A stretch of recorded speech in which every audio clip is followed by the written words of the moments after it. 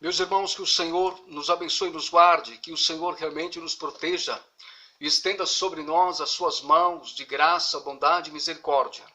Que Ele também nos abençoe nesse momento através da sua palavra, a fim de que todos nós sejamos edificados, sejamos apacentados por esta palavra, bem como também desafiados pela narrativa da mesma e por aquilo que iremos, por alguns minutos, pensarmos, refletirmos na palavra do Senhor. Abra sua Bíblia em Daniel capítulo 6, dos versos 10, 11 e 12. Passo a fazer essa leitura com os irmãos.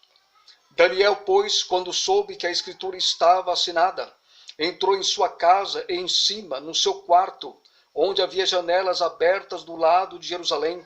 3 vezes por dia se punha de joelhos e orava, e dava graças diante do seu Deus, como costumava fazer. Então aqueles homens foram juntos, e tendo achado a Daniel a orar e a suplicar diante do seu Deus, se apresentaram ao rei, e a respeito do interdito real lhe disseram: não assinaste um interdito que, por espaço de 30 dias, todo homem que fizesse petição a qualquer Deus ou a qualquer homem, e não a ti, ó rei, fosse lançado na cova dos leões? Respondeu o rei e disse: esta palavra é certa, segundo a lei dos medos e dos persas, que se não pode revogar. Deus nos abençoe esta palavra ao nosso coração. O rei Dário estabeleceu um decreto, o qual não seria mudado segundo a lei dos medos e dos persas, conforme a leitura que acabei de fazer no texto, como também no versículo 8 confirma a respeito desta lei. Certamente, meus irmãos, nós devemos perceber que o efeito do decreto foi criar um conflito para Daniel, entre a lealdade a Deus e a obediência ao governador humano. Porque Daniel, claro, estava debaixo da autoridade do rei Dário. No entanto, esse decreto realizado, diz que no espaço de 30 dias, ninguém se fizesse nenhuma petição a não ser ao rei. E Daniel, com sua fidelidade, com sua integridade diante do Senhor, não iria de forma alguma observar tal decreto, porque iria expressar a sua total fidelidade a Deus. Mas um grande conflito aqui se estende nesse momento a Daniel, dentro desse episódio, nesse texto. Os presidentes e os sátrapas, que são oficiais do rei, eram opositores de Daniel e queriam apanhá-lo em alguma falta, pois eles procuravam de toda forma para ver se achava em Daniel alguma falta, algum delito, algo que pudesse ser considerado gravíssimo contra Daniel. E eles, de tanto procurar em Daniel alguma falta, realmente eles perceberam que Daniel tinha uma postura de orar 3 vezes ao dia ao seu Deus. E mediante o decreto do rei, isto seria fatal. No que diz respeito, se alguém fosse encontrar-se fazendo uma petição a qualquer outro Deus, senão ao rei Dário, este tal seria lançado na cova dos leões.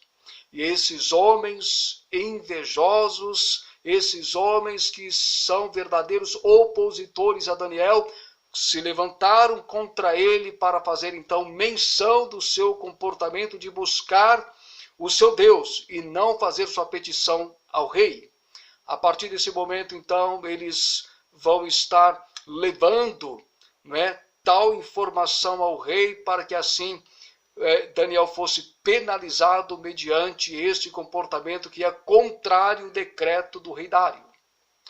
O comportamento de Daniel nos lembra os acontecimentos que se deram com os apóstolos Pedro e os demais apóstolos.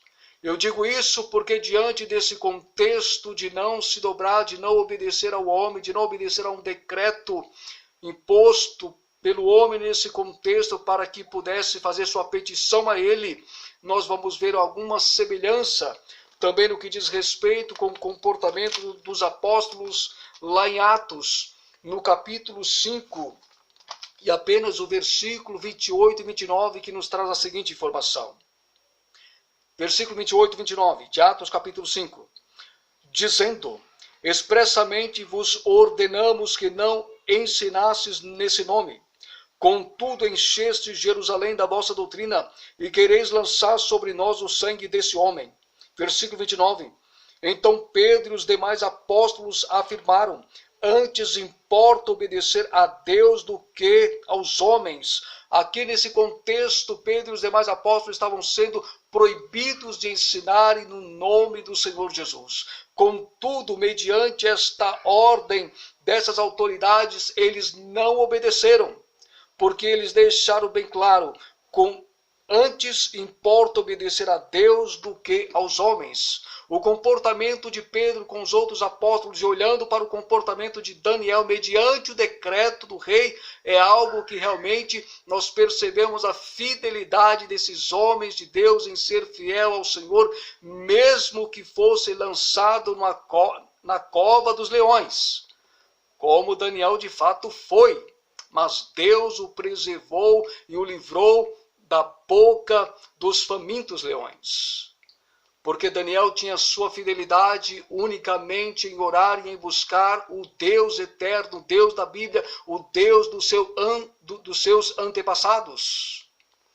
Nesse contexto, meus irmãos, de Daniel, o que nos chama a atenção é a sua fidelidade extrema diante do Senhor.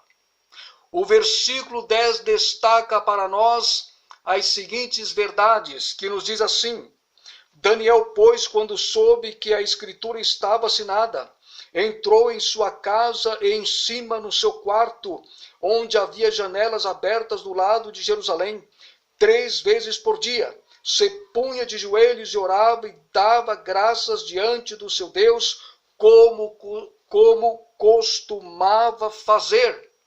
Essas são as considerações do rei mediante aquilo que estava sucedendo com Daniel. Meus irmãos, diante do decreto do rei, Daniel não se mostrou rebelde de forma alguma ao decreto, mas total fidelidade a Deus. E quando somos colocados numa posição semelhante a esta, seja qual for o tempo, o período, não importa, o que importa é que nossa fidelidade deve ser sempre ao Senhor. Respeitando cada contexto, respeitando cada ordem, todavia, se for para nos impedir de orarmos ao Senhor unicamente a Ele, ou reverenciá-lo, ou adorá-lo, ou prestar culto somente a Ele, não mais a nenhum outro, debaixo de qualquer ordem, isso diante dos filhos de Deus não deve de forma alguma ser uma prática. Mas devemos, claro, à luz da própria palavra e do temor e a fidelidade a Deus, devemos prestar culto a Ele, adoração a Ele, e as nossas orações serem levadas diante dEle. Pois é isso que Daniel nos ensina. Daniel não foi de forma alguma rebelde diante do decreto do rei Dário, como semelhantemente Pedro e os apóstolos não foram rebeldes diante daquilo que as autoridades expressaram veementemente diante deles, os proibindo de ensinarem no nome do Senhor Jesus, e a resposta foi: importa antes obedecer a Deus do que aos homens. É algo que Daniel também tem o mesmo comportamento nesse texto, pois é justamente isso que o texto nos faz pensar e refletir mediante tal comportamento. Diante de situações difíceis, meus irmãos, olhando para esse texto e para os acontecimentos que se dão aqui, Daniel nos ensina o que devemos fazer. E nós devemos fazer justamente dentro daquilo que está nas primeiras partes do versículo 10. Daniel, pois, quando soube que a escritura estava assinada, entrou em sua casa, em cima no seu quarto, aonde havia janelas abertas do lado de Jerusalém, 3 vezes por dia, orava e dava graças diante do seu Deus. E o texto é muito claro quando é enfático e afirma dizendo 3 vezes por dia. se punha de joelhos e orava e dava graças diante do seu Deus. É o que nós também devemos fazer semelhantemente. Entrar do nosso aposento e ali no secreto do nosso aposento buscar a presença de Deus diante de uma situação específica que esteja ocorrendo e acontecendo conosco e no nosso contexto. Daniel, de forma alguma, ele foi de uma forma irreverente para com o rei, para com o seu com aquilo que ele mesmo expôs diante desse decreto, para que Daniel viesse obedecer. Mas Daniel, com sabedoria, ele faz a coisa certa, e a coisa certa é buscar o Senhor. A coisa certa é entrarmos no nosso quarto, no lugar secreto que temos no nosso lar, e buscarmos ao Senhor em oração. É esse o comportamento de Daniel. Ele não deixou de fazer aquilo que ele fazia constantemente, orar 3 vezes por dia, buscar a presença do Senhor, mesmo debaixo de um decreto que foi estabelecido pelo rei Dário, mesmo sabendo que os seus opositores queriam apanhá-lo de alguma forma para acusá-lo diante do rei. Daniel permaneceu firme e fiel diante do Senhor. O que nos chama a atenção no texto também é a expressão de 3 vezes por dia. Isto é, Daniel orava 3 vezes por dia. Isso está relacionado dentro de um contexto bíblico em relação ao comportamento dos judeus nesse contexto. O que também ocorre lá no Novo Testamento com Pedro, no capítulo 3, versículo 1, quando ele e João foram ao templo à hora nona, e temos algumas horas específicas de oração, que tem a ver com essas três vezes de oração que Daniel fazia por dia. Então nós temos primeiro destaque dentro desse contexto de oração do povo judeu, a hora terceira, que correspondia próximo às 9 horas da manhã. Era o primeiro período que eles faziam de oração e buscando a presença do Deus eterno. Também a hora sexta significava algo em torno do meio-dia. Então eles buscavam o Senhor dentro deste horário, da hora sexta, equivalente ao meio-dia. Novamente, pela segunda vez, tinham este horário pontual para fazer suas orações a Deus. Também, a hora nona dizia respeito a 3 horas da tarde. E essa hora nona corresponde àquele tempo em que Pedro e João foram ao templo, lá em Atos capítulo 3, versículo 1, para fazer a hora nona. Ou seja, a hora das 3, a oração das 3 horas da tarde. É o que nos leva a entender nesse comportamento de Daniel, já que era algo muito comum entre os judeus, dentro desse contexto, fazer suas petições dentro desses intervalos de tempo. 3 vezes por dia eles oravam. E o texto diz que Daniel fazia isso e ele se punha de joelhos e orava e dava graças diante do seu Deus. Algo extraordinário traz a nossa atenção dentro desse texto tão maravilhoso de uma perseverança em buscar o Senhor. Meus amados, não importa quantas vezes por dia vamos orar, se 3 vezes, se 4 vezes, se 5 vezes ou mais, o que importa é orar ao Senhor. Isso que é relevante dentro do texto e dentro do comportamento de Daniel. E ao orarmos, devemos fazer também a semelhança de Daniel.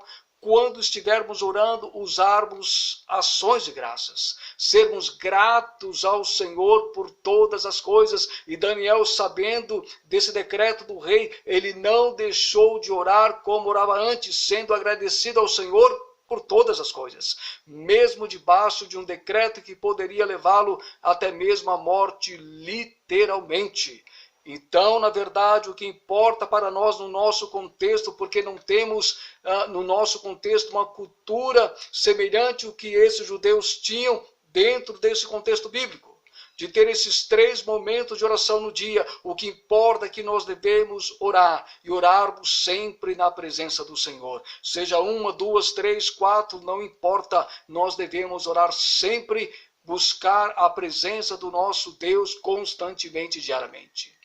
Na oração de Daniel não faltou ações de graças, como foi falado agora há pouco. Ele orava e dava graças a Deus pela posição que ocupava diante do reinado de Dário, diante das funções que ele exercia, diante das responsabilidades que tinha, e mesmo diante das oposições que tinham, que queriam acusá-los diante do rei para ver a sua vida sendo ceifada na cova dos leões. É fato que Daniel estava passando por perigo de morte. Isso está muito claro no texto. Mesmo assim, não deixou de dar graças. O perigo de morte tem a ver com aquilo que nós lemos no versículo 7 de Daniel capítulo 6. Todos os presidentes do reino, os prefeitos e sátrapas, conselheiros e governadores concordaram em que o rei estabeleça um decreto e faça firme o interdito que todo homem que, por espaço de 30 dias, fizer petição a qualquer Deus ou a qualquer homem, e não a ti, ó rei, seja lançado na cova dos leões. Mesmo debaixo dessa sentença de morte, Daniel, mesmo assim, não deixou de orar e de dar graças ao Senhor. É isso que nós aprendemos aqui com comportamento, com atitude, com um coração de servo, com um coração fiel, com um coração que está de fato nas mãos do Senhor. Daniel, um santo homem de Deus, que nos ensina esta forma de ser persistente, de ser constante em oração, independente de qualquer situação que esteja à sua volta. Certamente, orar 3 vezes por dia, meus amados irmãos, o texto inclui dizendo como costumava fazer. Isso nos faz pensar literalmente que orar 3 vezes por dia é justamente dentro dessa proposta que o texto conclui afirmando para nós como costumava fazer. Daniel tinha o bom costume de orar 3 vezes por dia. Era algo saudável e salutar para a sua alma, para o seu espírito, para o seu interior.